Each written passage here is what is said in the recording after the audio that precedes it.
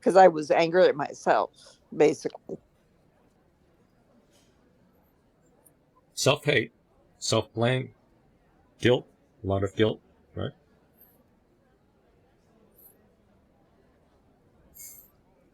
So what if you're Yeah. beating yourself up? When you're beating yourself up with the pillow, you're trying to give yourself grief.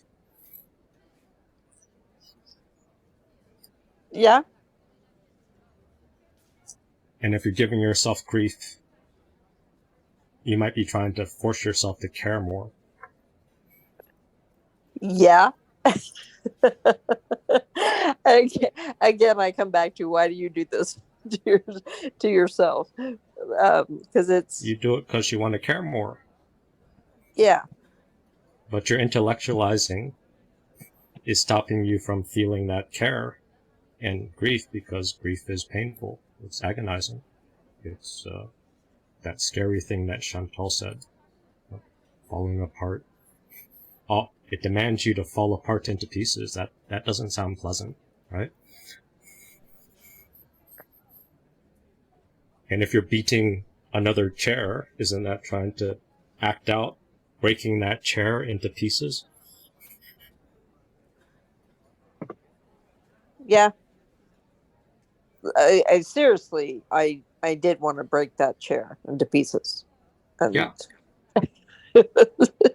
So maybe you already intuitively know what grief wants.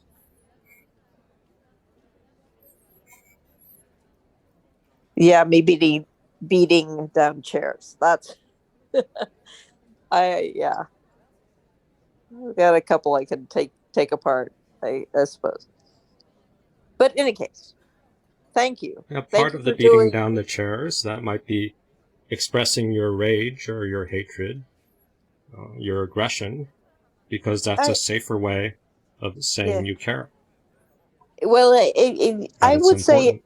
I would say it's more frustration, irritation that I I'm feeling. It's just like you know better. You know. You know better. Okay. You know better, but your behavior is the same. Your triggers are still the same, right? You're still caving into old patterns, even though you know better. True. That's why you're frustrated. Yes. Frustrated, irritated.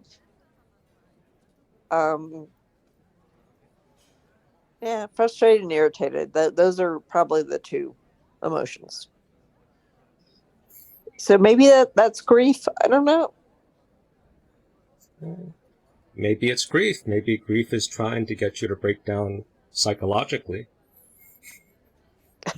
Oh, uh, yeah, maybe. but you don't know how to, or you don't think it's safe to. You don't have any communities that have role models of people breaking down, falling apart, and coming back to life. So you don't trust the process of grief.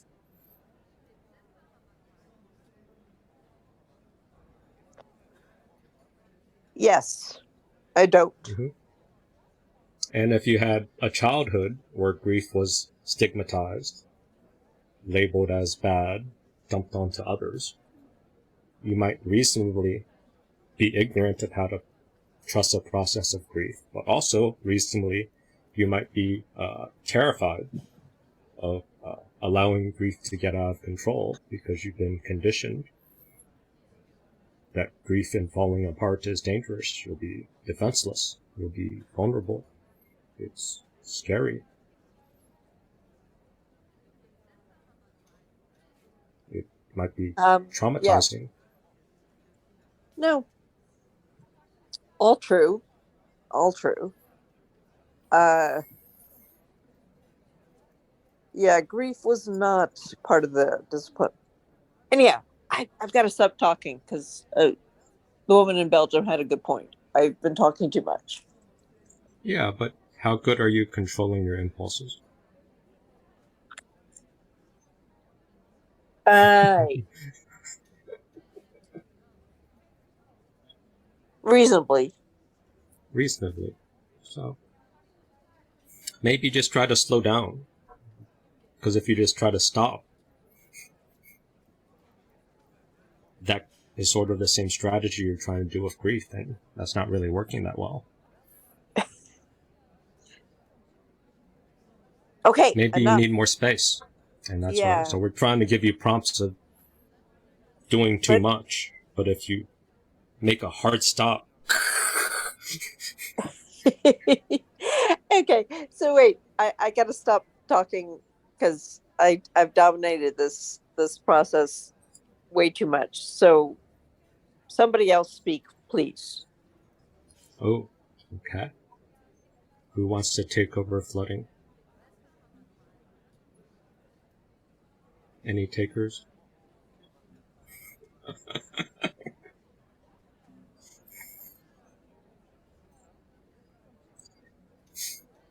So it's pretty good. I mean, even though we flooded, it is, I think it's coming from a genuine place, a genuine fear, and it sort of shows how the mystery, how difficult grief is.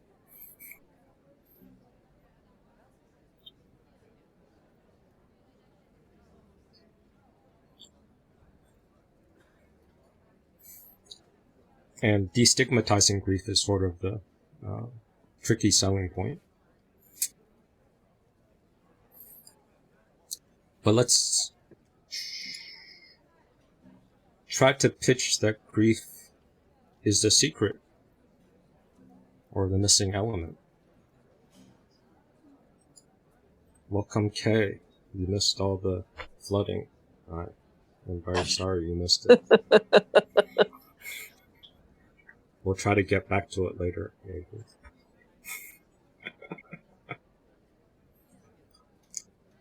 So Mark Smith had a nice channel, Family Tree Counseling or something. He hasn't posted anything in a year or so, but he sometimes would talk about the dark side of love or attachment in a way that's a bit more humanizing. He might have sensitive borderline traits himself, so he's able to articulate that pain. So let's see how this lands.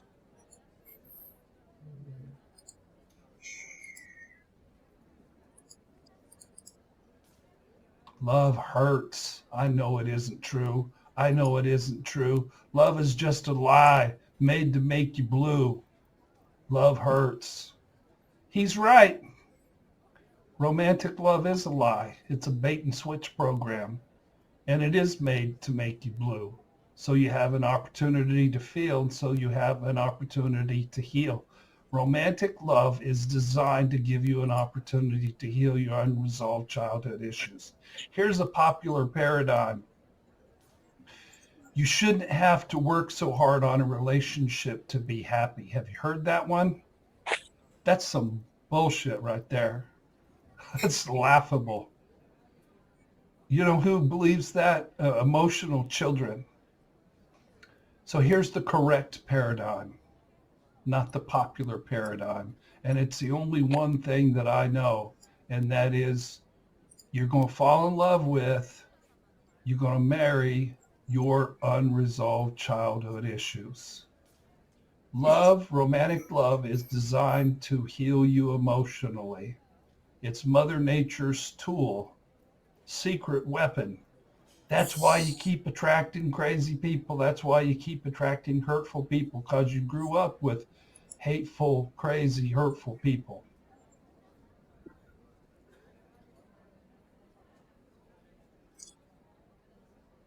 Agree, disagree, reactions? Oh, yeah, definitely. True. True. You don't think he's victim blaming? Yeah, he's complaining too.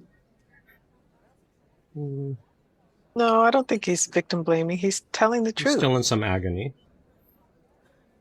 Is he He coming? says that's true. Is he coming from his own accord? Parse out the counters. What do you agree with? What do you disagree with?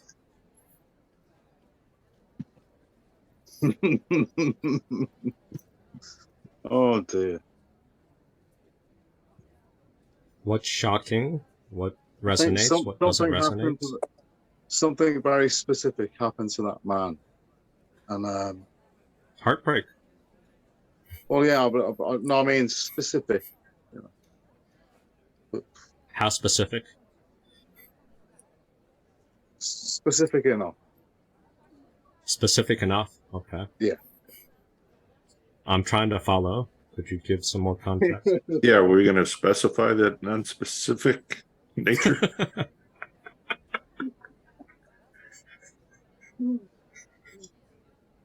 Okay, so you go along and you're in this romantic relationship, and all of a sudden you think, that's just like my mother, the abuser, my mother, the narcissist. And shocking. And you might not realize it or recognize it for a long time unless you started to look into psychology. And then you hear them tell you that. And the first thing I thought was, oh, that can't be. That can't be, because I would not choose anybody. Consciously do that. Sure. Right, consciously. But somehow it happened. How did it happen? Somehow it happened. Yeah. And it happened more than once. So. Oh, damn. Yeah. Well. You should hate yourself for making the mistake more than once. I don't know. I don't myself. I just think I needed to be enlightened. And I needed to Yes, you should force yourself to be enlightened. I should force myself to be enlightened. Yeah. That's right. Yeah. You keep having the lesson until you learn it. Oh, that's true. I agree with that. Yeah. Oh, how do we learn the lesson?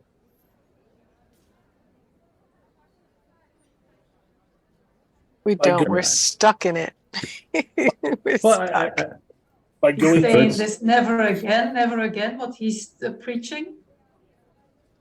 And then we fall into the same repetition. By understanding the lesson, I mean, one day is by understanding and by not repeating the same mistake.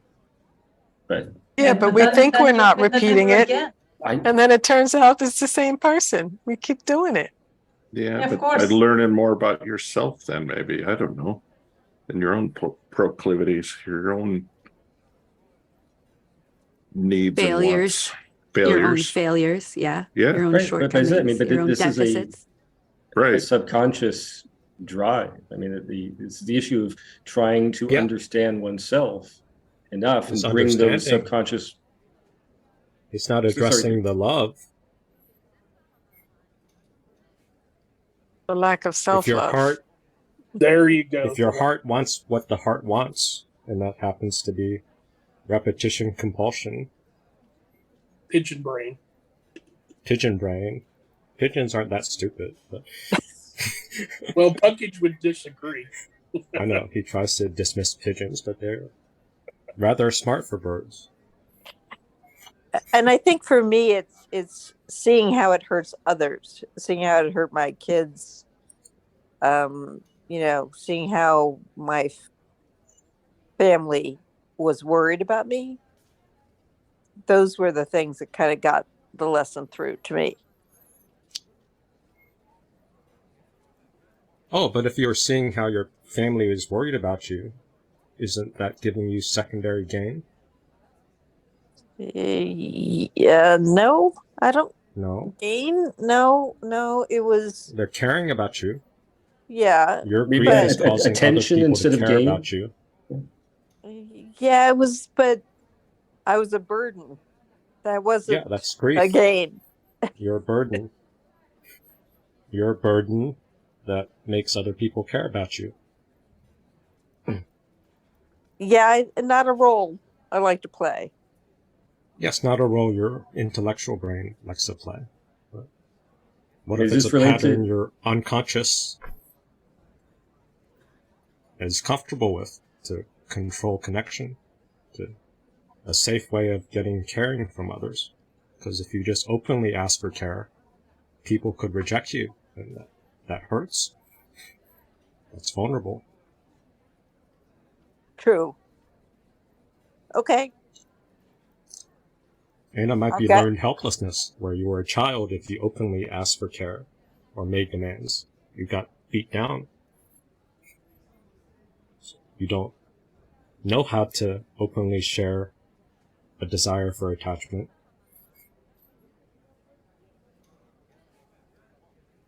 And when you share it too much, now you flood the group. And then when you flood the group, someone from a foreign country says, "Damn, you're flooding me," and you get shut down. Okay? Well, but it was true. I mean, you know, she was right. It's true, but you're desperate for care. You just don't know how to say it in a way that doesn't flood everybody.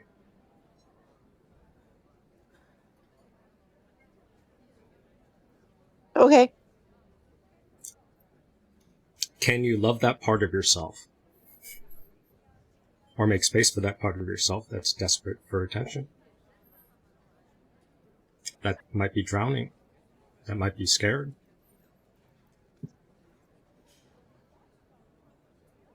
Not sure. Yeah. This is just something to consider. It's not something you want to force yourself to do, because that's been your old pattern. And maybe you don't have to do it yourself. Maybe you need a group. Maybe you need some witnesses to hold space for you, to role model how to deal with grief more cooperatively instead of aggressively and urgently. Yeah. Okay, so if I come back and join you guys the next time, I will not flood you. I promise. But that's next time. Why can't you stay here? Yeah, because now when you're showing your tears and I can feel them, I can sense it. That's really honest. I can come closer. And I can stay with you. Otherwise, I want to run. That's the real feeling. Yeah. I can stay with you now for hours. Thank you. You see, this is new, but it's also dangerous. It's foreign in this sort of vulnerable, shared grief space. Yeah. Yeah. Don't know quite what to do with it, but yeah. Okay. Yeah. Right now it's just immersion. It's just some exposure. It takes time. And if you have a boatload of unresolved grief, that's a lot of work and time. And things might be flooding up underneath the surface, and that might be scary. Truly is scary. So I will try to act it out with the meme. Does it feel like this? Does it work?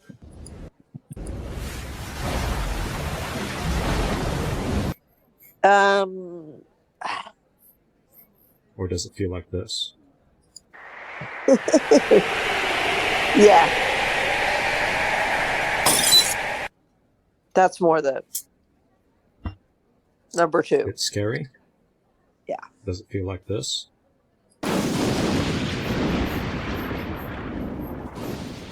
No.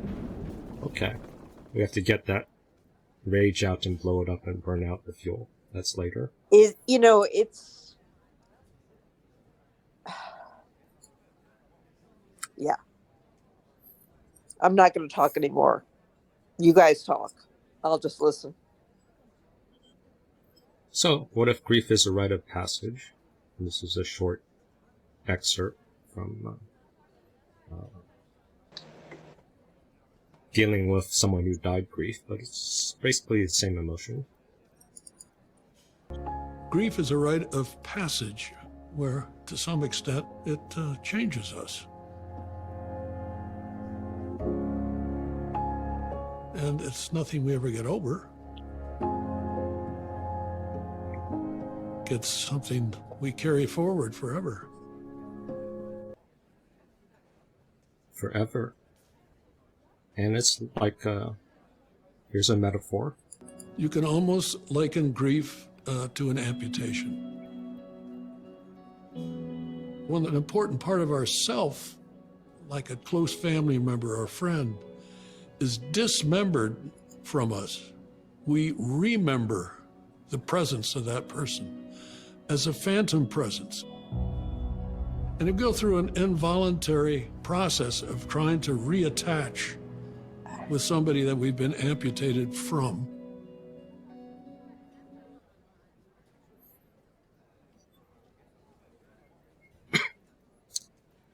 But the benefit of grief is it sort of teaches you how to grow up, but also how to be more human. I often get asked about what's the end game around grief and grief support. And the answer is there is no end game other than to create a real safe environment for all of us to do the work of loving, to do the work of losing. Grief work is about humanity. It's about the work that we do on being more human. Because everybody you meet is going through something.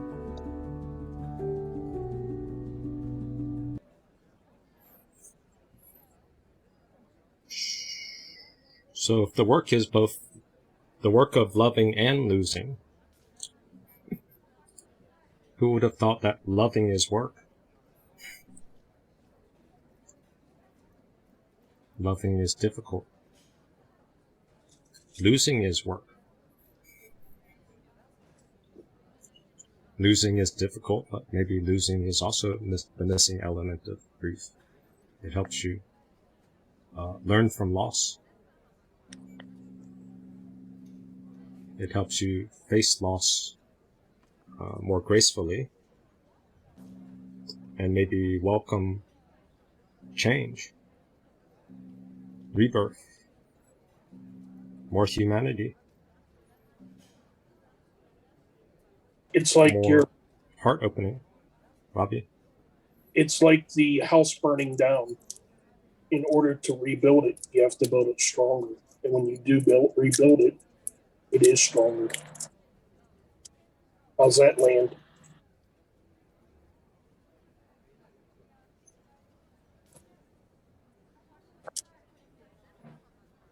Burn it down. I was going to say,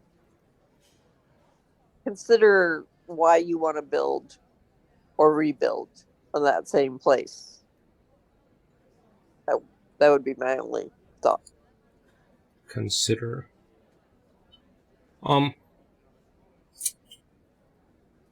So what gets in the way of grief? There is something called an omnipotence defense.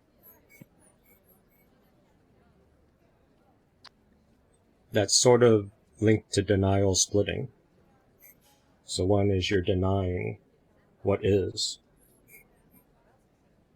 And then you split things off. So you reject things that you don't like. And then you play the role of God.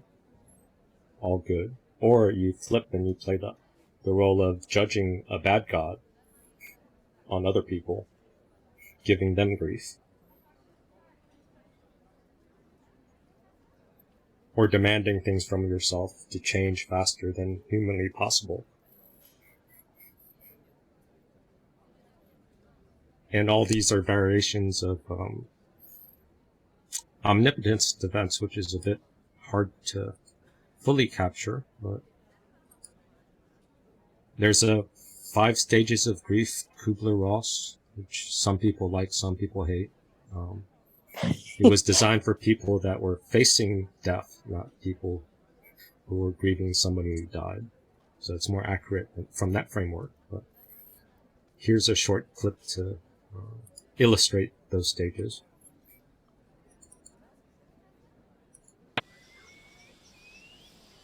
Uh-oh. It's no big deal. It's probably not even quicksand. I'm gonna have a good laugh about this tonight with the guys.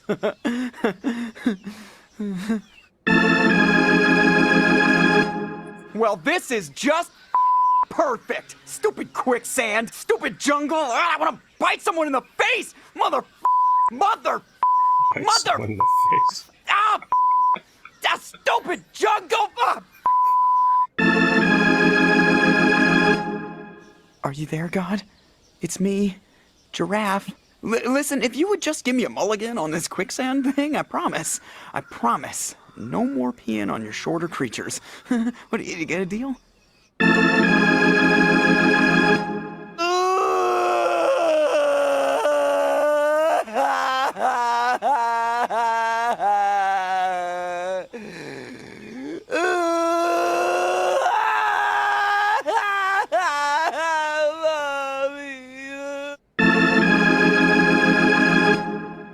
You know something? I'm cool with this.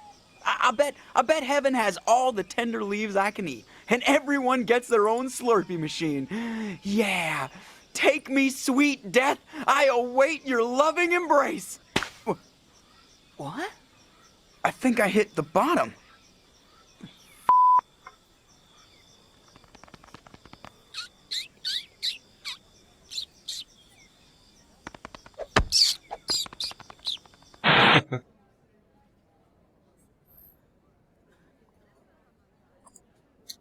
So sometimes that's broken up into the acronym DABDA. Denial, anger, bargaining, depression, acceptance. And sometimes people like to skip that. They just want to get to acceptance. But if you skip the denial, bargaining, anger, depression, feeling the grief, then maybe you might have the lovely experience of repetition compulsion to try to coax you into feeling. Oh, I know all about that. I mean, it's presented as stages, but I at least have heard, and maybe you want to comment, that it's not necessarily that people go through this linearly, that they go through it in this particular order. You can repeat, you can cycle. I mean, people somehow, again, with this presentation, I mean, they're maybe disagree with it, not because of the stages, but because they assume that there is this process that they must follow, or that they are supposed to follow, or that it's presented in the way that in this. I'm not doing grief right. They took a chance of landing in prison for 5 years, every one of them. 5 years of prison, every one of them. So they sent one in.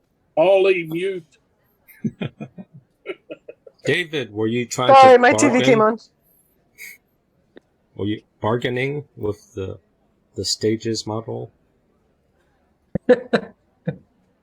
I was simply raising a point for discussion about, and responding to your comment about people, not everybody accepting it, and other ways to look at it. Not accepting it, is that acting out denial and bargaining? At a meta level, definitely. Yeah. Is that a bit of an omnipotence defense? You want to outsmart the process? Or it could be the exact opposite. It could be a feeling of powerlessness.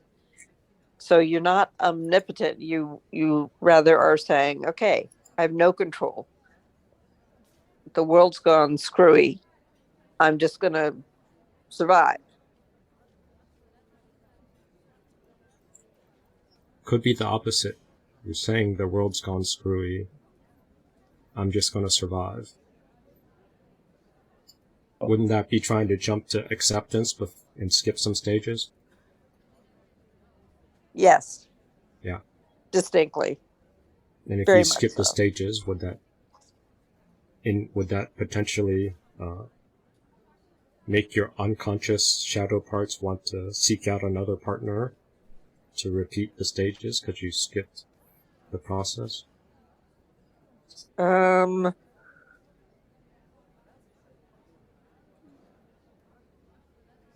mean, technically, yes. I mean, personally, no. I'm never going to have another partner. You know. Been there, done that. Yes, I've heard that never again posture. Some people say that for like 6 years and 10 years, and they say, damn, where did all that time go? And how'd I fall into it again? I thought I said never again. Boy, I can relate. Would that be playing God? Omnipotent defense. Okay, fine, guys. Okay, so maybe I'm playing omnipotent. The Everyone thing does. is, Here's an example. Okay, Listen go ahead. to this first. As children, omnipotence is a developmental stage, right? This is just an We audio. want, because if we feel out of control, then it means the world is not safe. If we cannot control our mom to give us milk, then we might die, right? What if she doesn't come to give us, right? So we need that illusion of being of omnipotence, the illusion that we can control others. And as grown-ups, we use it in the same way. We use it when we feel the world is not safe. When we need to have the illusion that we control things and we could do anything, right? Because otherwise we're too frightened. You know what is a very, very common form of omnipotence? Guilt. Feel like it's your fault. You are so powerful that everything is your fault. Yes. If someone in the far away children dying in Africa is because you are so powerful that you're supposed to be able to save them and you can't. Right. Children, then their parents get divorced, for example. That's something everybody can relate to, right? Because we all know that children can blame themselves, right?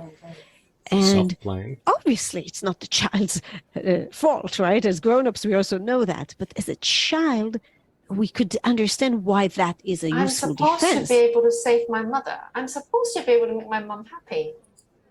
You're supposed to be able to just accept it and move on. She's not happy. Therefore, it must be my fault. It's all your fault you're not moving on. Right. And why is it my fault? Because if it's not my fault, I can't fix it. I can't do anything about it. It means that the world could be chaotic and bad, and I'm just hopeless and helpless in that world. I cannot do anything. It makes me feel helpless. So what is the defense against helplessness? Omnipotence. It's all my fault. Yes. What's wrong with wanting to play God? It works in your head. You just can't get your body to listen. And that's your body is bad. So you need to hate yourself more. Although the body or the universe, or is it that the same? universe, other people, lots of things to hate. That is the answer. Because hate is safer than to feel love openly. So we express our love and our terror and our grief through hatred. No. No. No. How much do you love your inner child part that you beat the shit out of in the chair? Yeah, okay. I don't. Was that an act of love or was that an act of hate? Frustration. It was frustration. Okay. It was pure frustration. But you know, I ran a 25 nation development council, and before that I worked for a 27 nation development council. So I've been doing nonprofit, whatever. Who are you bargaining with? Asia Pacific, Russia down. No, right now with this argument, who are you bargaining with? I'm just trying to say that literally my whole professional life was trying to understand other people's positions. But I couldn't understand my marriage. Yes, you failed to understand. Yep. Because grief is not about understanding.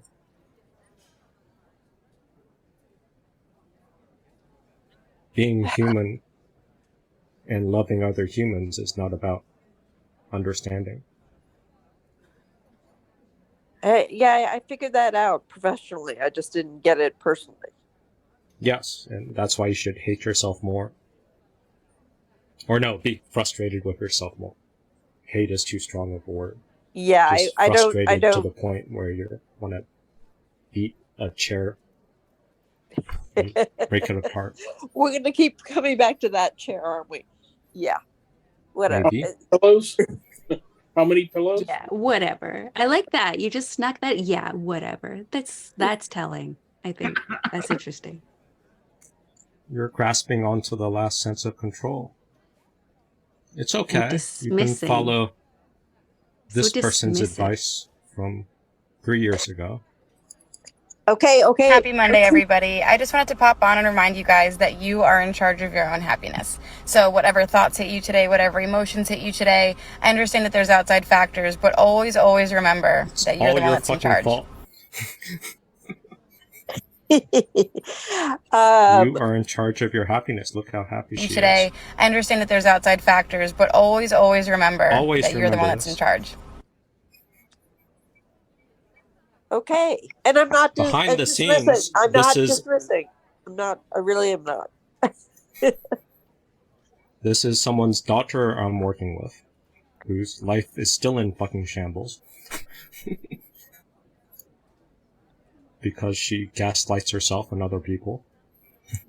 Because she likes to play God.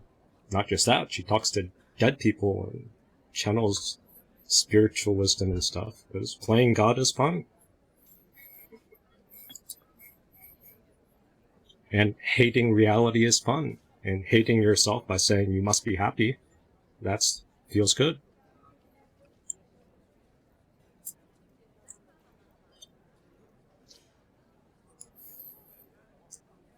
Being human is scary. It's difficult. So let's see, what does this say? Violence is what happens when we don't know what else to do with our suffering. And I think that is true of nation states and of individuals and everything in between. I think it's about what happened in the wake of 9/11, and I think it's what happens to young people who have a great dream but haven't really been mentored in how to hold that dream in a way that gives life rather than invites death. So this is a decent framing. It's not about giving up your fantasies and dreams, but there might be a better way to hold on to your dream in a way that doesn't give grief to everybody around you and spread death everywhere.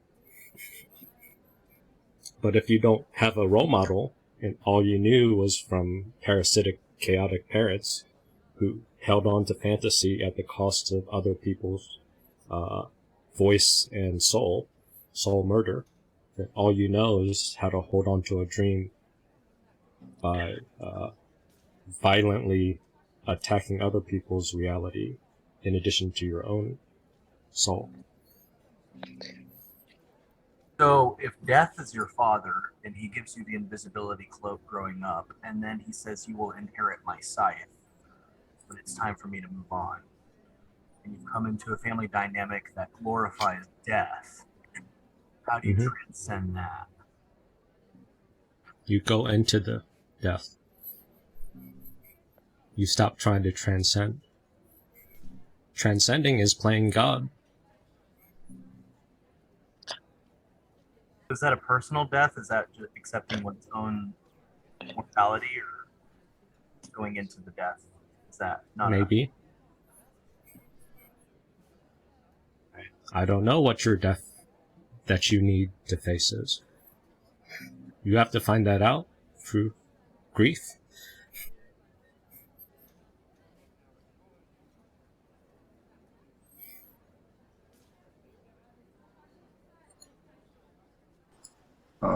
Violence is what happens when we don't know what else to do with our suffering, but there are other things to do with our suffering.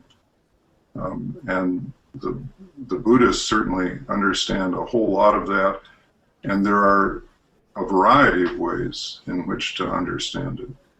You know, the piece the word that has been occurring to me for the last few minutes is this notion of practice.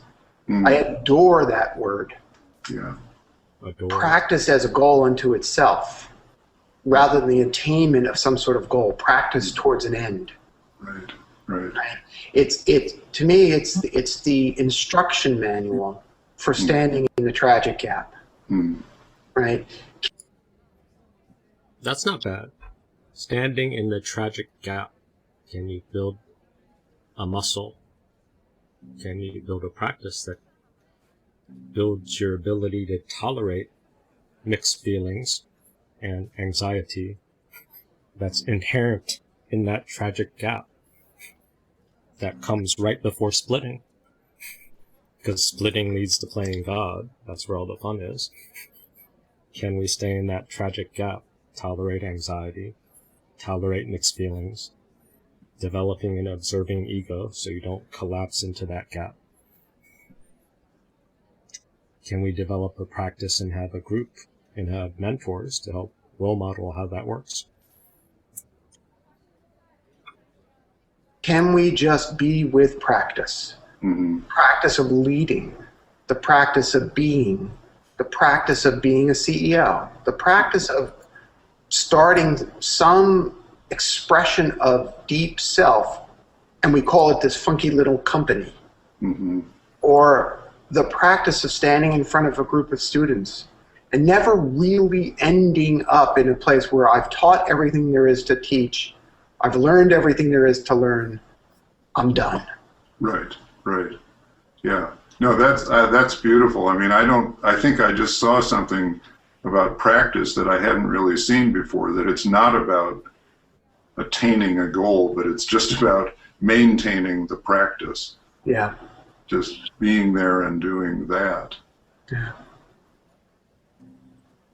It's, if we can allow ourselves. Anxiety sigh. Is this going to be an injunction? To just practice being guilt at work. Cognizant of both sides of the tragic gap. Guilt. We might be able to create a kind of resiliency to the guilt. God. Violence that too often occurs Control. In that work environment. Yeah, absolutely. It's tricky. It's easy to fall into intellectualization, playing God, over-controlling, getting in the way of grief. Just building that muscle of practice. It's difficult to do alone. Maybe you need a community. Maybe you need some mentors. People find it more and more difficult to be seen, but because the frameworks which we had laboriously constructed over millennia, the frameworks whose sole or main function was to see us, to notice us, to pay attention to us, these frameworks have utterly disintegrated in a matter of 100 years. Disintegrated? The frameworks of communities, family, neighborhood, the village, the tribe, all these frameworks have disintegrated, and now you can't be seen. The solution has to be grassroots. It has to be limited to small groups at a time. It has to be a network approach. We want change that comes from the inside, because that's what Freud called insight. It is a change that has an emotional correlate and therefore creates some kind of dynamic, generates cognitive correlates. All this can be accomplished only by rubbing against other people. Rubbing? Sam Vaknin is advocating rubbing against other people. What a pervert. Only by being seen. Being seen is again crucial, even in social settings. You need to see people in order to restore their ability to tell stories without being penalized. And then somehow you need to create a community. Communities are aggregates of mutual beholding, mutual vision. Mutual beholding. Sounds good. These are the two foundations of community. A common story, a common narrative, and being seen by each other. That's what we call community. So this you can do with 10 people at a time. The structure has to be a bit like a communist or a terrorist organization underground cells. You need to be a kind of intellectual terrorist. Intellectual terrorist. Terrorist. Okay, So that's like maybe you need to be a terrorist about intellectualization. If you're trying to accomplish. I think, okay, I'm gonna speak out for just a moment. I see where you're coming from. I understand it to a large part. Bargain away. But and I hate to bring God into this because religion is never a good thing. But you know, when I was in my therapy group and my kids came, I asked them to come as well, and so anyhow, we had to talk about where we found God. So I was saying, I found God. What's the point of what you're doing right now? What's the point of what you're doing right now? Yeah. Okay. So it was, for me, it wasn't rubbing against people. It was going into the forest. What's the point of what you're doing right now? It was going into the forest, and are you making a claim that you no survived your grief and you've gone through it? No, I'm just saying that where I found my solace, it was in the forest. My son, his thing was, he's a surfer, so he likes to go beyond the break, and his thing is the ocean. What's the point of what you're doing right now? What's the point of what you're doing right now? What's the point of what you're doing right now? Okay, I'm going to stop talking. No, you need to figure out to yourself, why are you trying to interject? What are you arguing against? What point are you making? That human rubbing against other humans is one way to go about it, but going out into the ocean to surf is another way to do it. Do you remember the context of why he was saying that? Yes, I do. What was the context? That we needed to create a community. Do you remember the part about being seen? Yes, I do remember that part too. So you're arguing that you don't need to be seen to process through grief?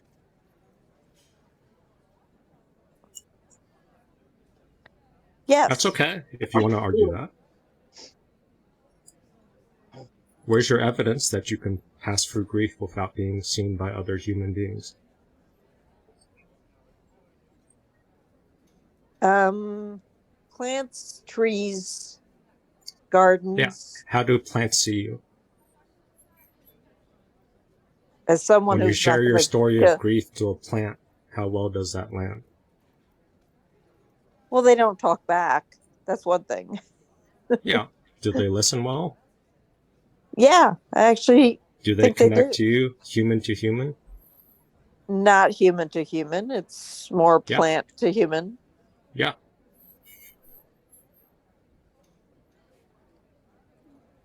Okay. There's a saying like wounds in relationships need to be healed in relationships. If you have relational wounds from love and hate with other humans, if you avoid other humans, how are you going to finish the grief? How are you going to get through it? Yeah, I guess plants, basically. I have a huge garden, and How's that working for you? Generally speaking, very good. They're needy. So why did you flood the group for 40 minutes in the beginning? If plants were working so good at connecting you to your humanity. Okay, I'm going to stop talking now because I don't want to dig myself deeper. See? You're also playing God. That's why you need other humans to talk out your logic. And when your logic doesn't work, you just shut down. You'd rather be right than No. I believe me, I don't think I'm right. That's not it. What is it?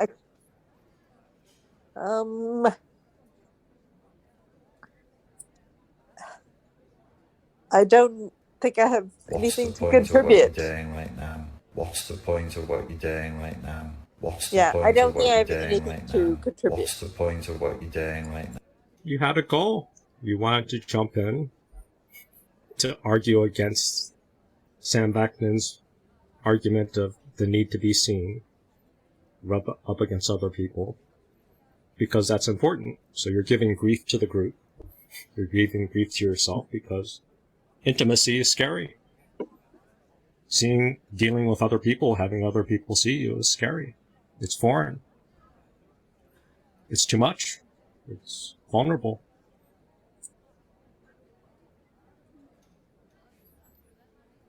Can you give yourself permission to honor that this is scary? Yes. That's the step towards grief, but it's not. It's a practice. Just, you can't speed it up. You can't force it.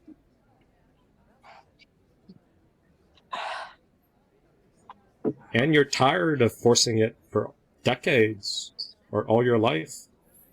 Don't you want to take a break and just let grief take the reins for a short period of time? No. Ah, yes, you must hate yourself more and keep fighting it. Okay, Go with it. okay, Sure. okay. I'm gonna try. I will try. I will try. Do I want to do it? No, but I will try. That's fine. All of this is just exposure and a plea for humanity.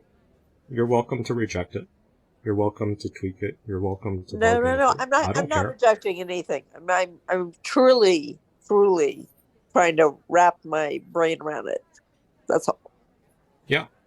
And the more you do, the more I will try to use grief to destroy your brain. Thank you. That's what grief does. It's painful, but yeah. The pain makes him wake up. The pain makes him wake up. And like hurt. Sometimes human beings have to just sit in one place and like hurt and like hurt. Sometimes human beings have to just sit in one place and like hurt and so back to Sam. This because this would undermine the existing order. The existing order is chaotic, is dissatisfactory. It causes all of us unhappiness, and it's time to get rid of it. You can spark a grassroots movement which will try to alter and change things from the ground up. I don't think it should be hierarchical, as I said. I think it should be network-like or cellular. I think it should focus less on institutional changes, like passing laws or planning or banning some activities or whatever, and more on individuals.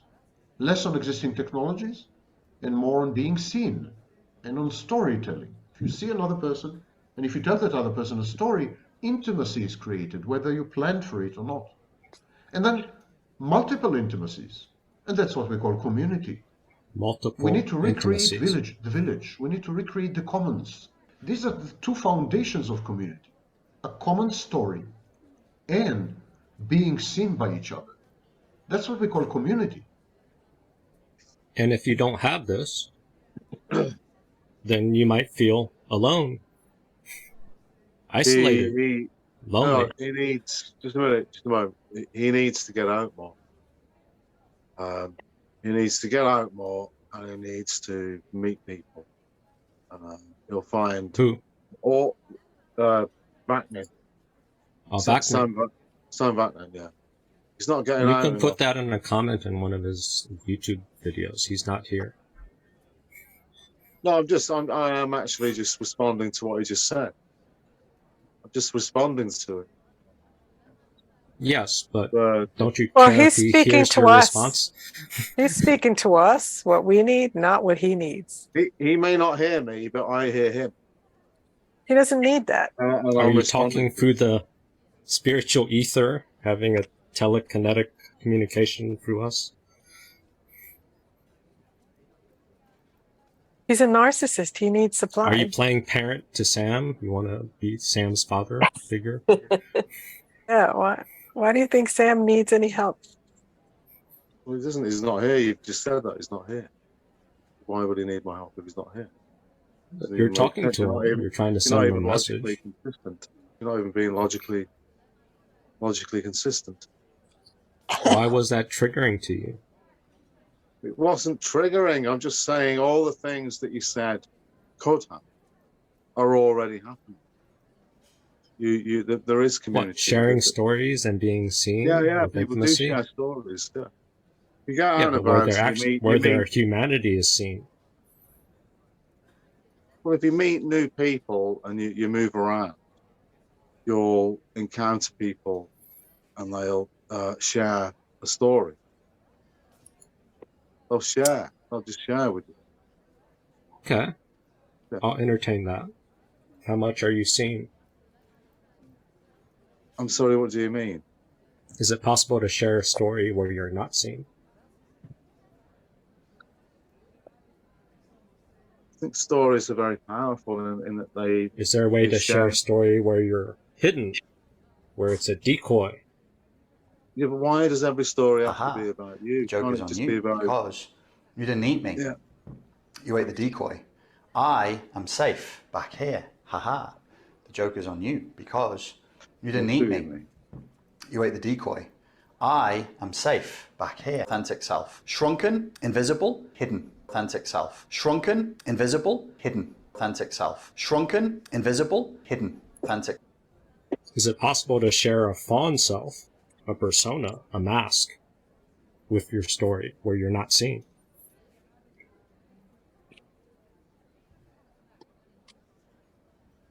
Is that Is it possible to share rhetorical? a story of a daughter, not knowing her story, project a story onto your daughter where you don't see your daughter? Is that possible? Sorry, so I missed that. Sorry. Yeah. Is it possible to share a story about your daughter? Right. Not hear your daughter's side of the story and project it outward and take up 40 minutes and not see the daughter? Yes, and I identified that early on. I tried to help her to see that she wasn't hearing her daughter. You know? Yes, you did. You did. You did. Played father to her. Yeah. Did you enjoy that? Well, I mean, if you're into transactional analysis, then yes, I did do that. Yeah. Okay, guys. I appreciate being the subject matter, but okay. But what's the second part? I don't think he was being parent to me. I think he was just being empathetic at that point. Yeah, or at least that was the feeling I got. Thank you. That's what I Could meant. the empathy be smothering or weaponized?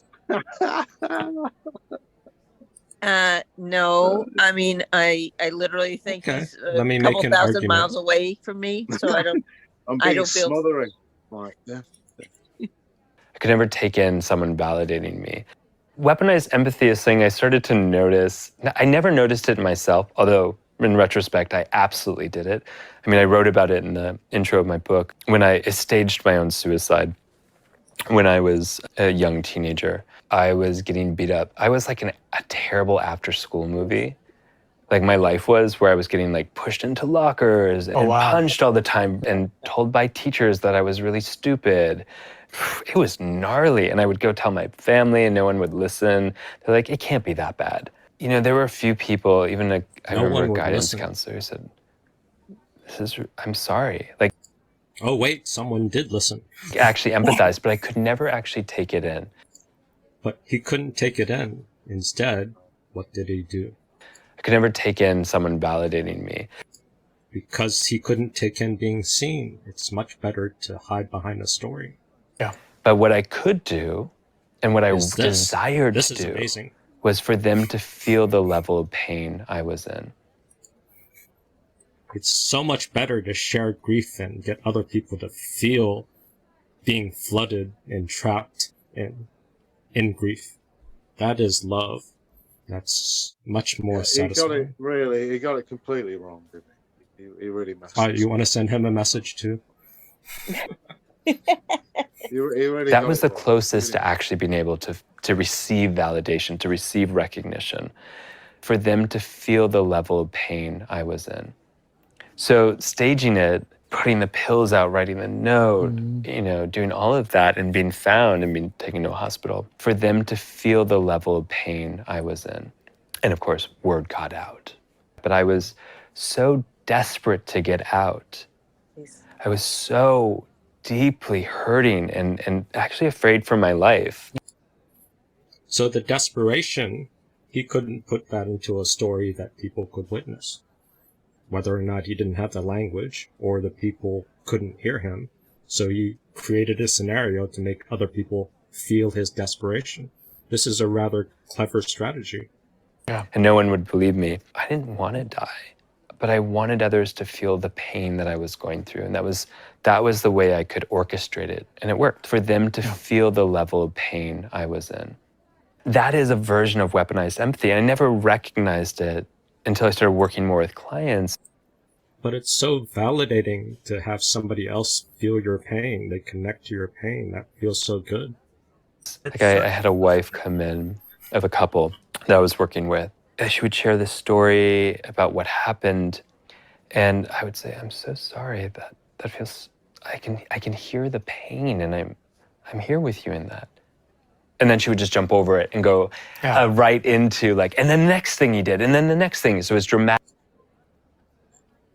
So slowing it down to be witnessed as a frail, helpless human, that's scary. That's slow. It's better to flood someone else so somebody else feels the desperation with her. That's bonding. That's love. Connection. That's intimacy. That's enmeshment. That's beautiful. Narrative, meaning that there's never any space to actually receive connection. Take away all the space. That is the shortcut. Connection. But what she could do was constantly harm him by bringing up all his past things that he did wrong. And she would just pile them at him over and over again. This affair you had, this person you looked at 10 years ago. And what she was doing so clearly was trying to bring him to the level of sadness that she couldn't make contact with in herself. She couldn't be with her own feelings, but she could make someone else get so low that she would suddenly feel more in sync with them. There's never any space to actually receive connection. But what I could do, desired to do, was for them to feel the level of pain I was in. Oh dear, oh dear, oh dear.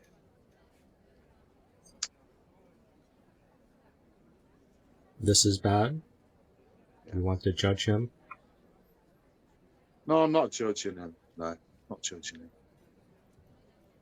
I'm not judging him. I think he's an arsehole. Is that a judgmental?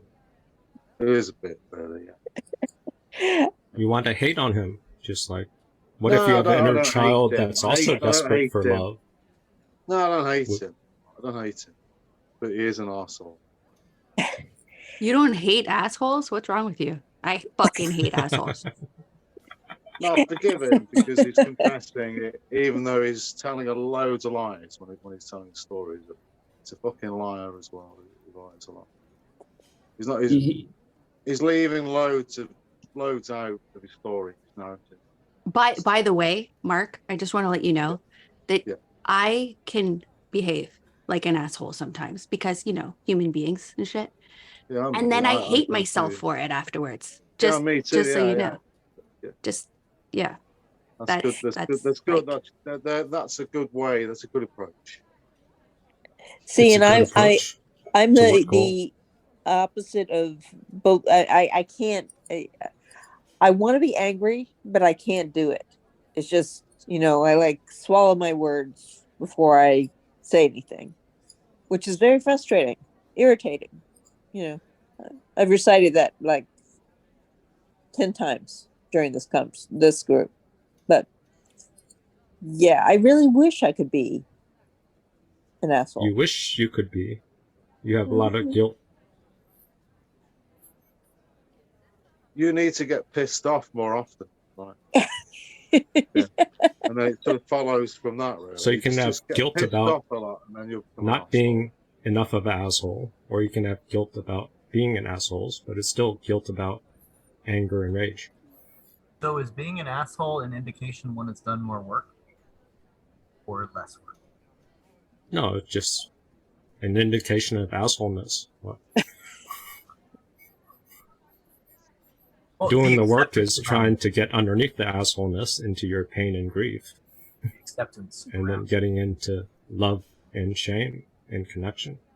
But there's more control with guilt and anger and defenses against emotional closeness. And what if asshole is just a cover-up for your rage? Mm-hmm. What would you prefer? I prefer rage. Good grief, are you crazy? Rage? No. What did you say It's before? very healthy. Good Good grief. grief. It's very You literally healthy. say good grief about rage. Right. Isn't that why they created rage rooms? For healthy containment? For healthy rage rooms, did you say? Right. For healthy containment? Rage room. Rage entertainment. rooms. I've never heard of them. Well, like a mental assault, like a padded cell. What do you mean? It's a place you go to break things purposefully. Oh. They set things out and you smash them. It's like an extreme version of drum therapy, right? So. No, it's what your therapist asked you to do with the chairs and the pillows. It's the same thing, but just without a therapist there, and you pay by the half hour or something. Right. Okay. Yeah. Has anybody else ever been to one? A rage room? See, so I shared this amazing thing, and then now people are going up to defenses against closeness. Does anyone see that? Yeah. What's so scary about going deeper towards love?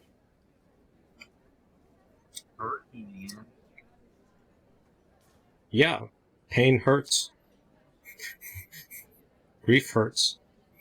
Losing hurts. Failure hurts. But what if that's the price of love?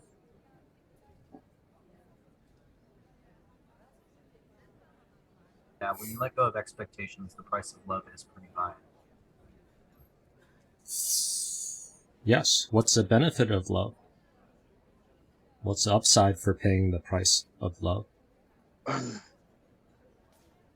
when we look at it from the point of upside, then we look at it from the point of expectations, whereas when we let that go and love unconditionally, sometimes we get hurt. Of course you get hurt. Hurt is part of love. Otherwise, it wouldn't hurt. Yeah. Wouldn't matter. If you were indifferent and apathetic, which is a strategy of a lot of Z generation and also schizoids. Do you think the Zs and the Then it doesn't hurt. Schizoids are more aligned? Do you think? Generation Z and Generation Schizoid, are they more aligned? Are we still hanging out here? I can't get out of there, man. I'm stuck. I'm trapped. Right. That's fine. Yeah. You want all of us to join you in defenses against emotional closeness? I am. That's my problem. That's my problem. As a masochist, not a sadist. Right? I can't. Problem is what? I can't keep out of Mark's shit. She can. Just his defenses? Yeah, he just. Do you have I feel guilt? reactive. Yeah, you have injunctions against his defenses. I do. That's okay. That's lovely. What? He's not. He seems pretty impervious. Yeah, because it feels like a contaminant. Right. That I'm wanting to. Bothered by. Is it really pissing you off? To get rage about. Is it annoying you? Maybe that's his goal, to get somebody to act out his rage. Yeah, exactly. I can feel it. And he's masterful in it. He's really putting little So you let him gems. win if you act out his It's act out rage amazing. against him. Terrible accusations that are coming out. Wasn't that last meeting? We were It's talking only about because I'm how a he might patient, be kind person. masochistic, trying to But, get people to attack him, and he enjoys it. Yeah. Masochist, right? Yeah, masochist. Yeah. Masochist. Spotlight. So he's probably good at it.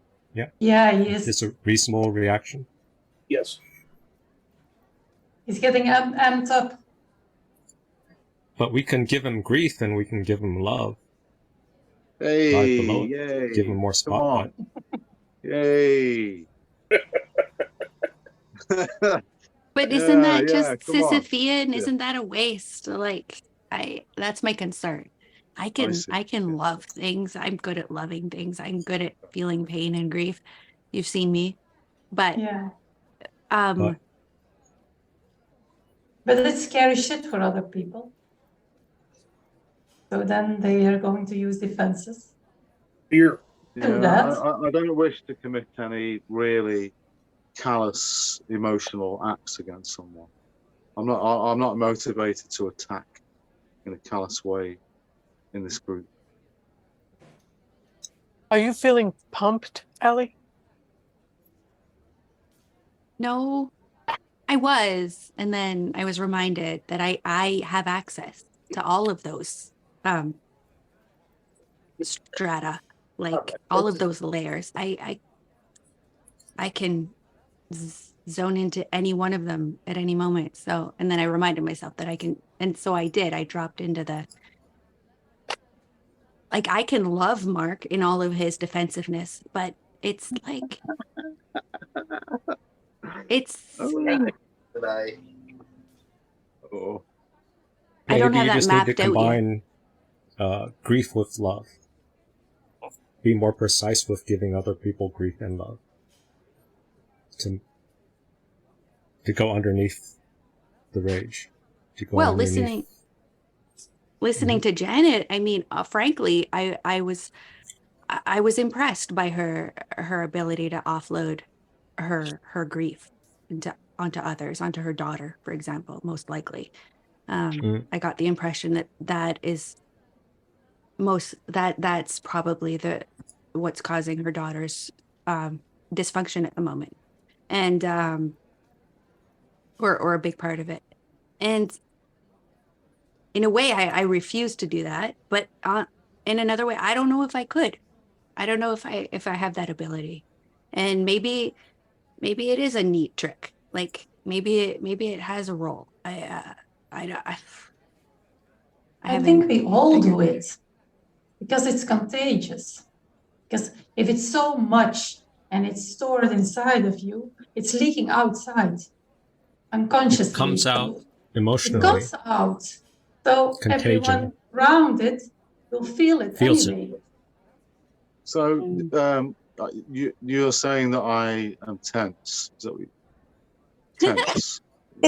So you're missing some attention here, Mark. You're sad that the spotlight left you for a second. This is a little you're showing yourself a little too much here. You're getting a little aggressive. So Mark, can I also say that I appreciate the 2 comments that were made about my dumping on everybody, and all right, yeah. They were totally correct, totally on the mark. It was empathy. I could empathise with what you were saying. It was empathy. Wasn't anything to do with neoliberalism or communism. It's just you're a woman, I'm a man, you're a human. I'll try my best, and I felt empathy. Okay, what are you trying to jump in? When I first came on and I heard Janet, I understood her from a personal standpoint, what she was saying, and I did miss the first part of the meeting, so I missed that. But it struck me because I've had the same feelings, and what it is that your intended consequences are to hurt your children. And so everything as a parent, conscious intended, the conscious, sure. be a conscious intent. And so if you observe them and you tend to see that you've done something that then they're utilizing in their life that's causing them grief, maybe, I don't know. But so these things that we do that end up being incorporated by our children that we then see, and we're so shocked because at the time throughout maybe our whole adult life, we didn't know that we were affecting them in that way. And so that's how I understood what she was talking about when she said that it had hurt her child too, that it affected her and how she was handling maybe her life. So yeah, that's how I parent and have all my parenting years, is to make sure or try to do consciously whatever it takes to not negatively impact my child. That's all. Thank you. Thank you. And I do too. And I think it's more bewilderment on my child's part. She just isn't clear why she's depressed. She isn't clear as to what's going on. And that I can give you an example. About 3 years ago. That's how we get caught up in being codependent. It's easier to be sad for the other person rather than ourselves. It's easier to be sad for the other person rather than ourselves. Even feeling sad for someone, that's like, for me, I feel like I'm giving away my energy of sadness for someone else instead of for myself. That's covering up me, like that energy. I feel that, because that's why it's like this the smile and all that, the fake smile, all that, because it's, you're not important, you're not relevant. It's for other people. Right. And other people would come and ask for that. Yeah. If I let them. That is so fucking sad. Fucking sad. It's easier to be sad for the other person rather than ourselves. That is so fucking sad. Fucking sad. Fucking sad. So the goal of Act 3 was to try to share some examples of grief. I think you guys have some intuition that was coming. So you've been trying to fill the space with distraction and defenses against emotional closeness and feeling grief. So you're doing a good job. Okay. It's happened before. It's so clear watching this that we're not, like, we think we're empathic, but I'm kind of seeing the problem of being empathic. We're not letting... That's the point. We're not creating space for someone who's trying to share a very vulnerable thing. That's hard to share, inherently hard to share. That you guys don't have. I think we listened to it. I for myself, I listened to him. Well, everyone that's talking right now is not comfortable. Aha, good point. I am comfortable, thank you. I'm all right. I'm fine. Thank you. Sure, you can make a claim. It's not a claim. It's not a claim. I'm being honest. I'm just not going to do it anymore. Being honest, I'm just not going to do it anymore. I'm just not going to do it anymore. Claim. That's also a defense against emotional closeness. You're changing the subject. Sorry. That wasn't intentional. It's worse if it's unconscious. Your shadow's taking over. So we've had some recent breakdowns in the self-aware narcissist world recently, and I think this is a good example of grief, hatred, all the things, unfiltered, but it's a bit hard to spot because it's a bit fast, so I slowed down some parts and I amplified it. So we'll try to give you some stories of grief, some examples of the human part of it, to try to destigmatize the fear that grief is dangerous and flooding, because these narcissists who have recent injuries, they can't help but share their humanity, but also their lostness, their utter futility in this little recent moments.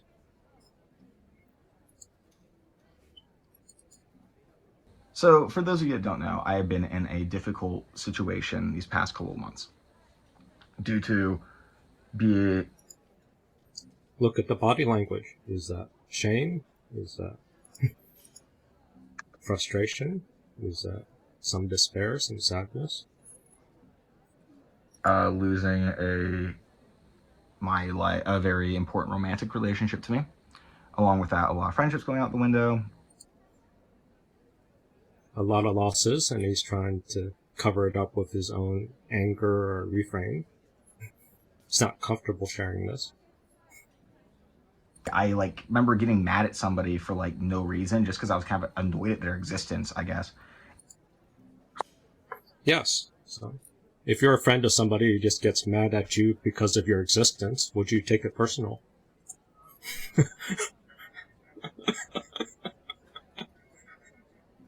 This is a cool guy I'm hanging out, but every now and then, this person just gets mad at me for my existence. That's being worse than an asshole, right? And kind of realizing it in the moment and being like, whoa, I am insane. And the fact that I don't even feel like when I look in the mirror, I'm looking at an actual person. I'm like, all of this is fucking crazy. I'm a crazy person.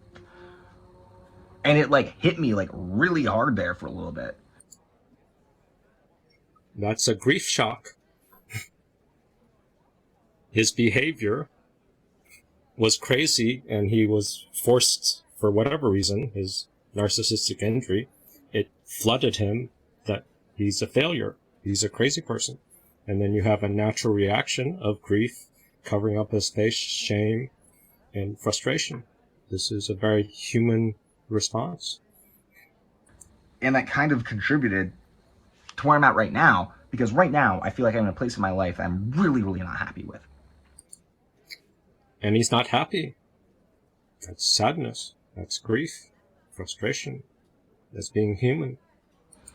I have no, all my, the friends that were important to me have moved away.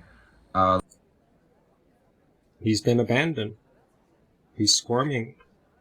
The ones that remained, I don't fucking trust. I think they're all out for themselves. My fucking fiance. That's his paranoia. And that's also someone's paranoia. At the time left me. Yeah, I guess I kind of neglected that, right? Whatever. That's him covering up his guilt. He neglected something, and then he washed it away because he can't stay with the guilt or the shame. Whatever. She was a fiance. And she took a lot of people with her too. I thought how schizoids were insane. They were so opposed to people knowing them, that people knowing them was such a no. And it's so fucking insane because I'm at this point that it's I think of all these people who have wronged me in my life and how ungrateful they are and how they never cared about me. And I want nothing else other than to show them that I never cared about them. That's not true. Don't get me wrong. I can only tell you people that. I can't tell them that. But I want them to feel like they never meant anything to me. He wants them to hurt like he hurts. Because he's too scared, or he's unable to go down. He's comfortable to share grief through anger and rage to get somebody else to feel the same feeling of his struggle. Because he doesn't have the language and the storytelling skills and the mentoring to share grief human to human. It's too vulnerable. It's too dangerous. He doesn't have tolerance for anxiety. He doesn't have tolerance for mixed feelings. And he doesn't have an observing ego that can allow all that. I want them to feel so insignificant just so I can feel like I'm the one that won. And he even knows how stupid it is. I know that's fucking crazy, right? Doesn't that make sense? Doesn't it make sense that you want people to think that they never meant anything to you? Like, I just spend my days, like, brooding in my fucking room, being like, how am I supposed to, like, how can I just, like, say some subtle shit that will make them know how pissed off I am and make them feel worthless. I'm so angry at all of them. Make somebody else feel worthless. Give grief to them. We all do this when we get triggered and we regress. We don't have language to share our vulnerability, our authenticity, because our inner child... I am safe back here. I am safe back here. I am safe back here. I am safe. Authentic self. Shrunken, invisible, hidden. Authentic self. Shrunken, invisible, hidden. Authentic self. And if you try to share your authentic self, you flood other people, they can't witness it, so they reject you, so you don't have the language. So the shortcut is to trigger grief in somebody else. And it works.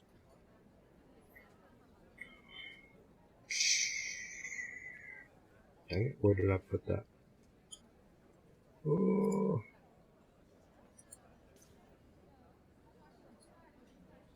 Holly had this wisdom from December.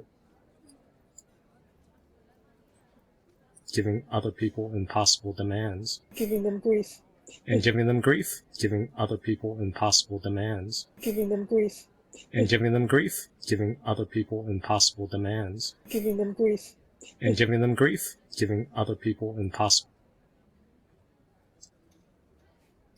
That gives the other person grief, so there's some same feeling, but the storyline creates a dissonance. That's the downside of the shortcut.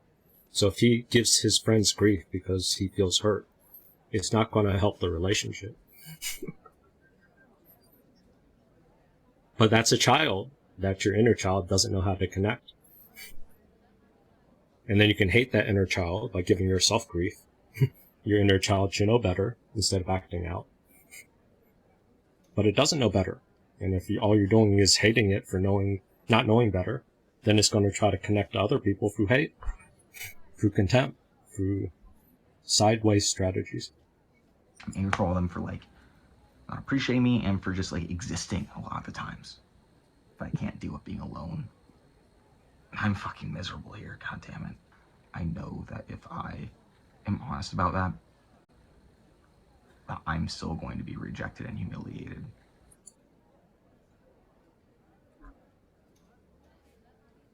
There's no trust in being honest and vulnerable that the relationship is going to continue.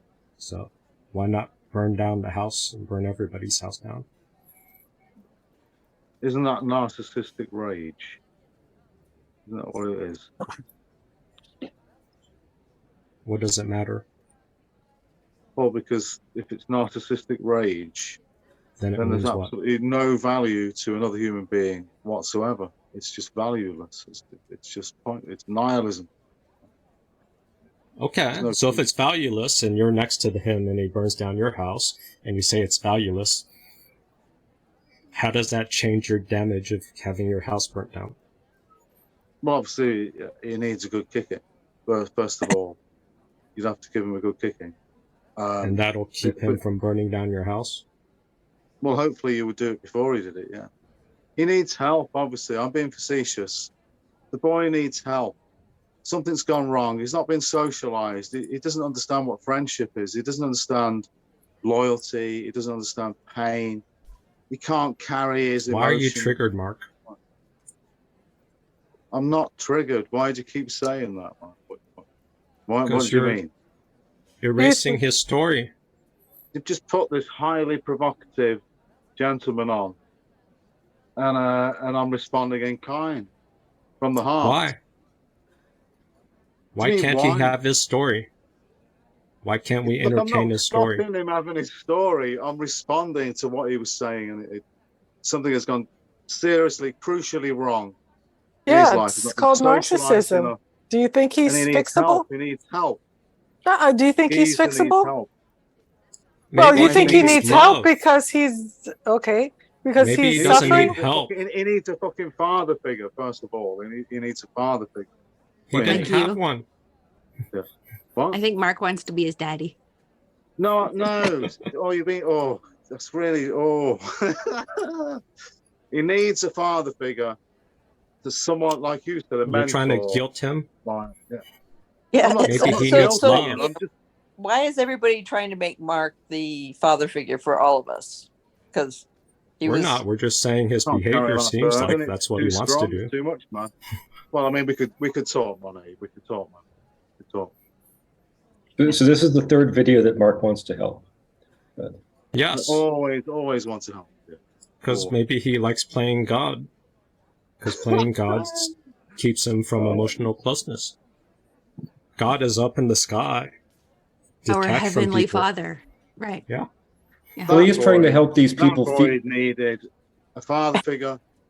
He possibly at that point he needed someone to give him a little, not beat the crap out of him, but just a smack, just a Guilt and rage. I get the metaphorically. impression that Jacob knows what a good smack feels like. I've never heard him not a talk really about good his one. I physical don't mean abuse history, but I just have the feeling that Yeah, that's part of his history. Yeah. Is it? Okay. Yeah. I That's can feel probably it what in it is him. then, I right, recognize it. Yeah. Yeah, And you want to hit him he- some more? You think he needs more hits? No, I don't know. Have you been slapped around, Mark? I don't think he needs more. Have you slapping. been slapped around? You didn't Who tell slapped me you that around? he'd been slapped. Like, you didn't What? You're say not that. answering this question. It's a question. I'm asking you. That's cool. That's all right. Yeah, fine. It's all right. Never all right. Never all right. No, it isn't all right. No. More guilt. Again, it's It's what's the inducing point? those feelings in me. What's I don't the mean point that of what you're doing right now? What's the if a point boy, of what you're if a doing right boy now? is What's the point making of me what feel you're like doing right now? What's the broken, yeah. What's your point? My point is, he needs help. He needs. I want to convince you. I want to convince you. I want to convince you. I want to convince you. I want to convince you. Because when we're triggered, we can't think, we can't consider. Because when we're triggered, we can't think, we can't consider. Because when we're triggered, we can't think, we can't consider. He's done. Could be a tech issue. Or, I don't know. We'll see. Convenient. This is just a video. Why get involved in his life? This is just a case study. Yeah, so Mark is rescued 3 times. Wants to rescue. Is this a rescue? Triangulated? He's playing the role that he's rescuing. I think the behavior is to try to distract from the theme, to distract from the emotional intensity. That seems to be the hidden behavior behind it.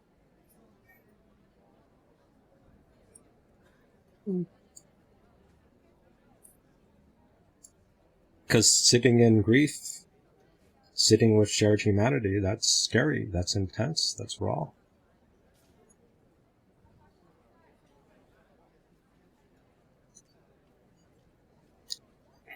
But we'll see if he comes back. Maybe it's a tech issue.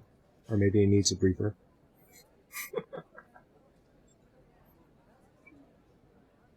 Maybe you laughed at. See? He stopped right there. Maybe you laughed at. Maybe he didn't want to hear that. Maybe be laughed at. I'm still going to be rejected and humiliated. Maybe you laughed at. I did try recently. And like the person took it relatively well. Like, oh, but like, I'm not sure if I can be in your life. Stuff like that. And all I could hear is that they still hated me and that I wasn't good enough.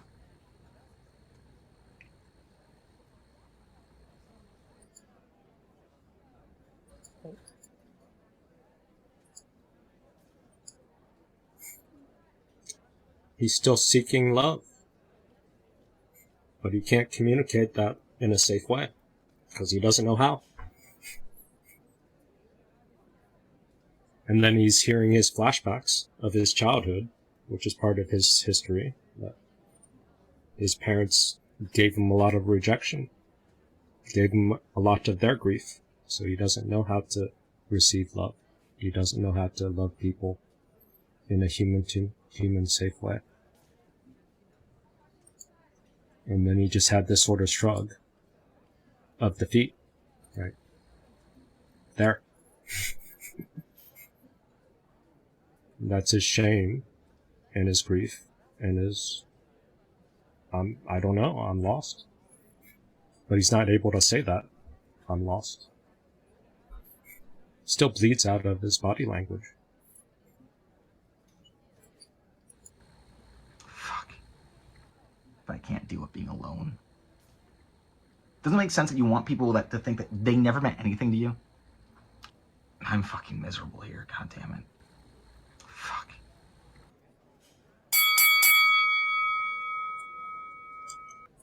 $9:30. I have failed. I was going to try to include some more personal story stuff, but the group couldn't tolerate normal, or just some little more intensity.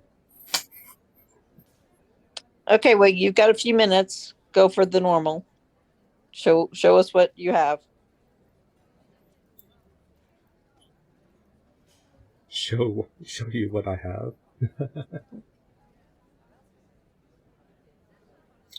Grief takes time.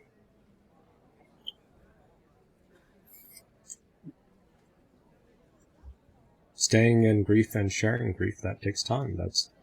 It takes attempts. It takes a lot of failures. It takes a lot of fighting against other people's defenses against emotional closeness. It's fighting against other people's defenses at joining in shared humanity.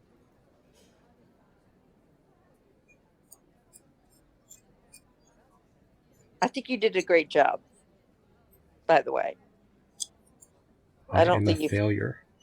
I don't think you failed in any way, shape, or form. 9:30. How do we summarize or get something? Okay, Mark's not here. Let's go flood Tessa's story.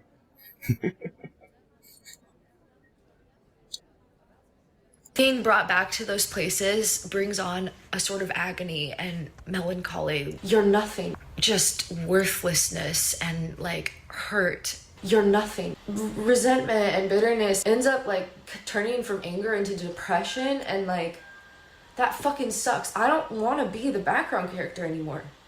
I don't want to constantly be the person who feels like they're in second place. You're nothing. Thank you. So if a narcissist is feeling this inside, and then they split off from owning it, then part of splitting and playing God is they can flood their partners with all of these feelings. And then their partners will listen to the storyline of the blame, the impossible demands. But once you start defending against the impossible demands, it opens a door to receiving their grief, receiving their self-hate, receiving their emptiness and their void. Because it's all love. That's how love works, unless you choose a path of schizoids and indifference. You can't help but care about other people. You can't help but be somewhat empathetic to their grief and their human condition. So you're going to feel this. But they're going to hide this from you. And we hide this from each other. We don't share our shrunken inner children. Authentic self. Shrunken, invisible, hidden. Authentic self. Shrunken, invisible, hidden. Authentic self. Shrunken, invisible, hidden. So if you grew up and you had a caregiver who was this broken, part of your fantasy defense is to try to love and heal somebody who has similar brokenness. So that's the repetition compulsion to meet another narcissist, to try to love them into healing. Yep, that's exactly what I did. Look, we have Mark back. I guess we didn't scare him off. Let's flood him. I felt like if I didn't talk about it, then I could at least still like uphold the image of like not bothered, or I'm still great, or like That's the mask. I'm barely affected. I know I'm just as good. I know I'm his equal. It does come in all sorts of fragmented waves. I feel like an equal to the other creators in this community. And then, but there's like other thoughts that come up where it's like, then why don't I go viral? I have these thoughts. They don't collapse me into a giant breakdown, but yeah. Being on social media and content creators, there's competition. And there's failure. And it feels bad. Viral. I don't want to look like I'm affected by anything. I'm not gonna lie, it was fucking hard. You know, I was just lying there thinking to myself, there's no place for me here. I feel this. There's no point. Like, I feel that. you know, I just plummeted into like this abyss of like, you're nothing, you're nothing, you're nothing. I feel that. That was kind of nice in the first 40 minutes because I used to say, oh, I'll just be in the background. I'm invisible. Okay. Problem with this shit is that it paints my entire view of myself. You know, like I can't function if I feel like a nobody. I want to die if I feel like a nobody.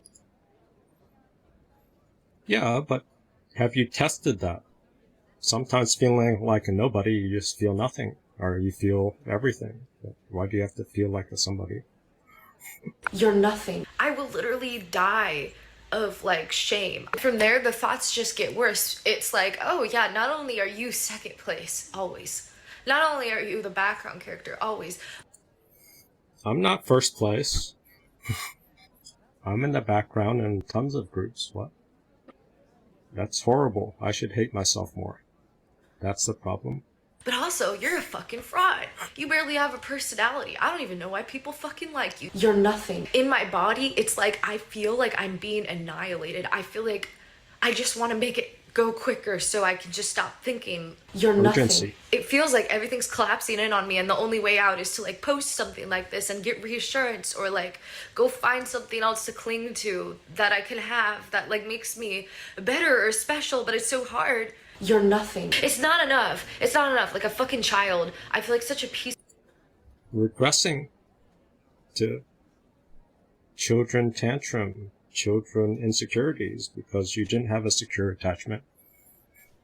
You don't have the role model, so you regress to that part, and that's an opportunity to reparent yourself, which is impossible. So that's why you need a therapist or a group to help witness and hold space for you when you regress. To try to remind you that you survive past your nothing. But if you have a giant superego that hates yourself, that tells yourself you're nothing, you're nothing, you're nothing, you're a loser, all that stuff, that's a lot. That's a lot of grief you have to try to soften. To shit, because I'm not even able to appreciate what I have. You're nothing. We were in voice chat, it was me and him, and people were obsessing over him openly in front of me. Do these people even fucking know who I am? Paranoia. Like, am I invisible? You're nothing. I actually chimed in. I was like, yeah, and mine too. I'm also a content creator. I've joined his voice chats. No one's commented on my content creation. I should have gotten really paranoid and screamed. Having to even ask to be recognized, like that I also make, God forbid. When is it my turn to not be the fucking background character anymore? Fucking honestly, I'm probably gonna die a fucking nobody. Born a nobody, die a nobody. There's no place for me here. There's no point. Like, you're nothing. Goddamn, does anyone escape from this fucking disorder? Die a fucking nobody. You're nothing. There's no point. Despair bomb.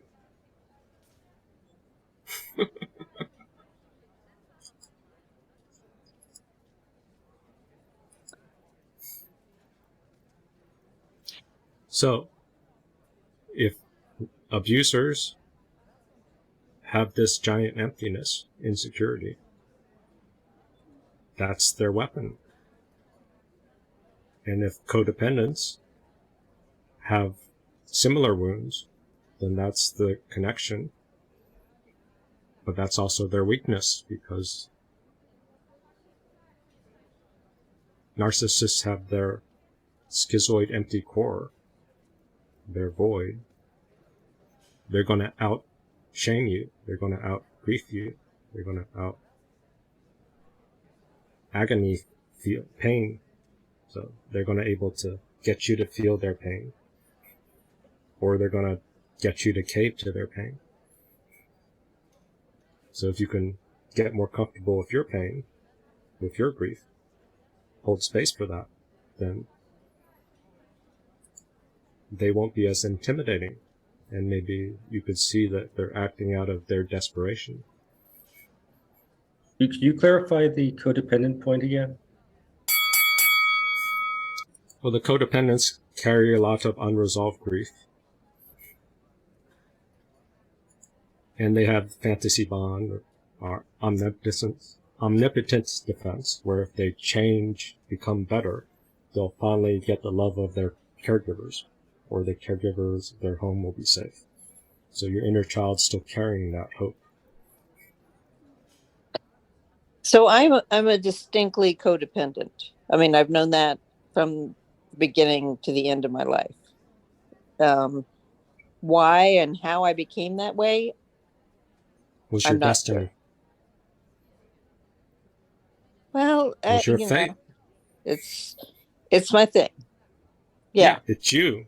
Whether or not it was caused by your childhood or genetics or some random dice, who knows? But it's all you know, so might as well just accept it as your destiny.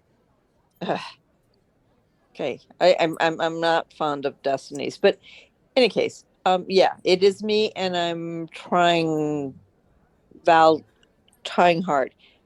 But listening to that girl, I heard from my ex-husband that I was stupid, useless, worthless, fuck up, piece of shit, etc., etc. And then when he got tired of that, I was a slut whore bitch, even though he was the one that was cheating in the marriage. But it takes a long time to get those words out of your head. Oh, why do you have to get the words out of your head? Taking up space. Well, if they're stuck in your head, maybe there's unresolved grief and memories that are being triggered by those words. Yeah, probably. So if you heal those wounds and those memories, then they won't be stuck in your head. Okay. Or you could fight the words I wish you and could keep talk to my hating head yourself. directly at this point. Yeah. Sure, But I mean, you can keep pushing and bargaining with reality. That's your right. Yeah. Well, it's just, I think it's important that people recognize that verbal emotional abuse is just absolutely as horrible. lethal. It should be judged maliciously. Yeah, but it isn't. The world would be so much better if everybody couldn't do such a thing. Much better. That whole sticks and stones will break my bones, but words will never hurt me. Nonsense. Just, that never should have been coined or written down or whatever in any kind of book logic. So I sense some omnipotence defense going on. Could you summarize your point? Yes, I wish there were restraining orders for verbal and emotional abuse offenders. Because at this point, it's only physical abuse that allows restraining orders.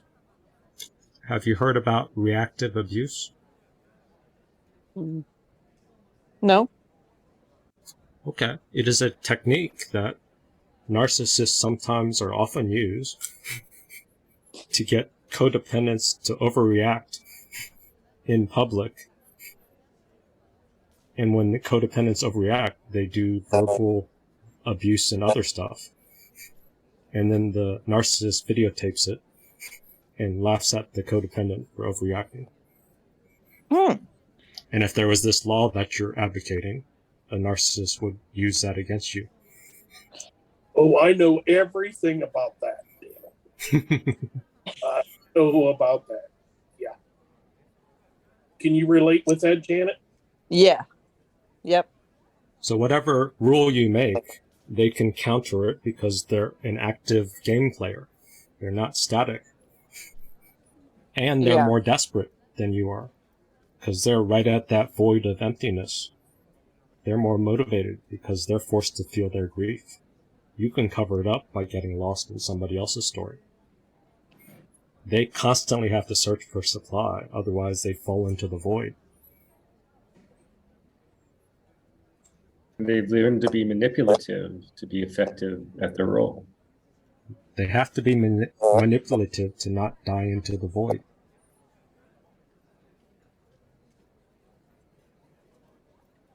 Okay. You're trying to be a better narcissist than them. That is a fun path. But... No, I honestly, I do not want, and I'm not going to go down that path. It frustrates me because when I was dealing with the police, I was trying to say, please, please, please don't let my husband come within 50 yards of my house, please. And they said, unless he hits you physically, we can't do anything. I was like, yeah, that's not his motif. He doesn't physically, attack. Okay, let's finish off the formal session, and then we can see where after party goes. Okay.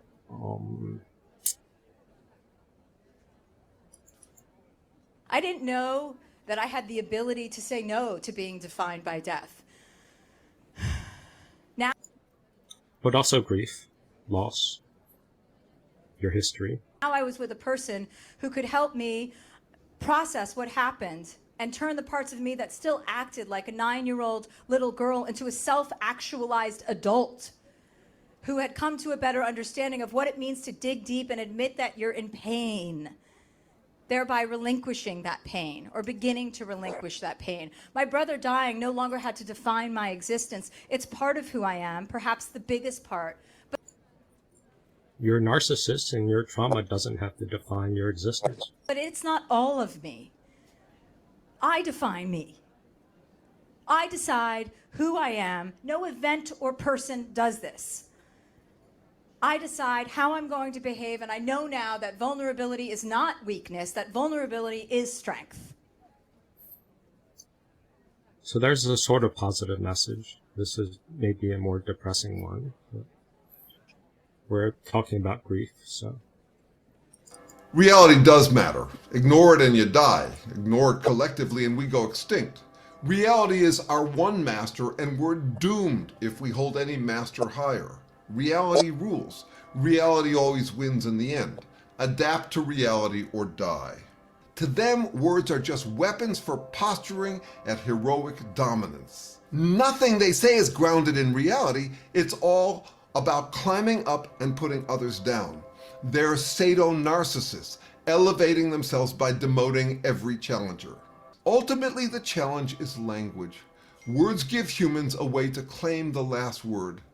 We have to get better at depriving SOBs of the last word. Reality is our one master and we're doomed if we hold any master higher. Adapt to reality or die. Okay, that's a bit too heavy. How about this one? This will be the last closing.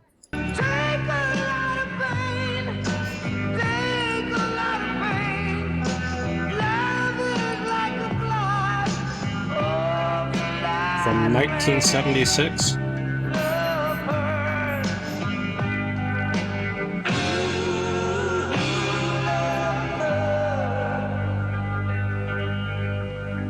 Better put that to 10.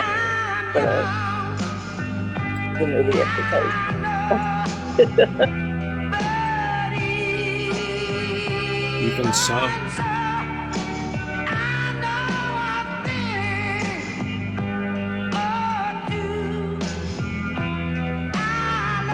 We learn from grief, from heartbreak. Learn a lot.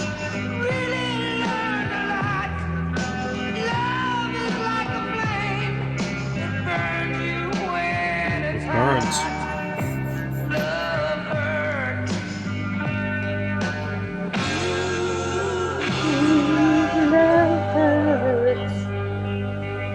Ouch.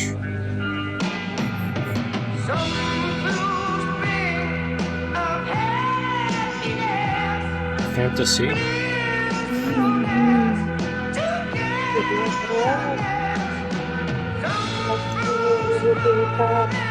Fool themselves. Fooling me.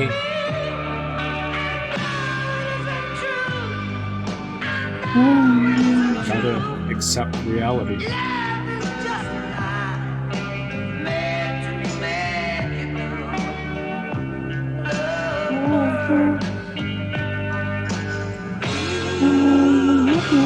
Love hurts.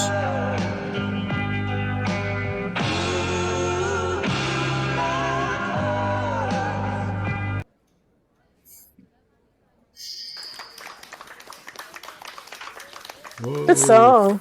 Thanks. Failure. I fell asleep at the end there. That was a great song. Woke up Holly. That's all, folks.